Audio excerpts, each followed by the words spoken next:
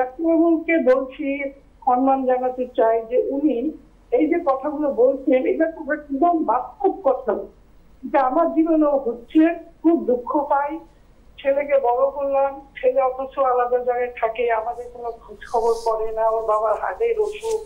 তাই বলছি ডাক্তারবাবু একদম বাস্তব কথাগুলো যে বলছেন, এটাই আমি ওনাকে বলতে চাই যে উনি এত সুন্দর করে আমাদের বলছেন। আমি একেবারে পুরো কথাটাই যেন মিলে যাচ্ছে আমার জীবনের সাথে, এবং আরো অনেকেরই হয়তো জীবনে এগুলো হচ্ছে।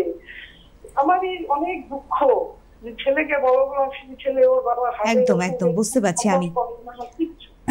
না বিশ্বাস করুন, আপনার মতো আমিও এই জায়গাটা বসে আজকে কিন্তু স্যারের যখন শুরুটা করেছেন আমি একটু স্তম্ভিত হয়ে গেছি। আমি ভাবছি যে আমি সঠিক চিন্তা করে এগোলাম তো। সত্যিই তাই, আমাদের কিন্তু প্রত্যেকের আজকে আমার মনে হয় আমাদের মনুষ্যত্ব থাকলে আমাদের করা নড়বে। এইসব টেনশনে আমার ঘুম হয় না, যে ছেলেটাকে এত বড় করলাম, মানুষ করলাম, সে আমাদের।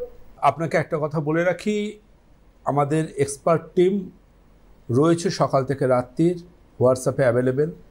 যে কোনো সমস্যা, যে কোনো কিছুতে যদি আপনি ওনাদেরকে হোয়াটসঅ্যাপ করেন, একজন মানুষ মানুষের পাশে দাঁড়ায়, তারা কিন্তু আপনার পাশে দাঁড়াবে। এই ছেলেটিও রয়েছে, যে কোনো সুবিধা অসুবিধাতে আপনি জানাবেন। আমি কেন, আমাদের পুরো পরম্পরা পরিবার আপনার পাশে আছে।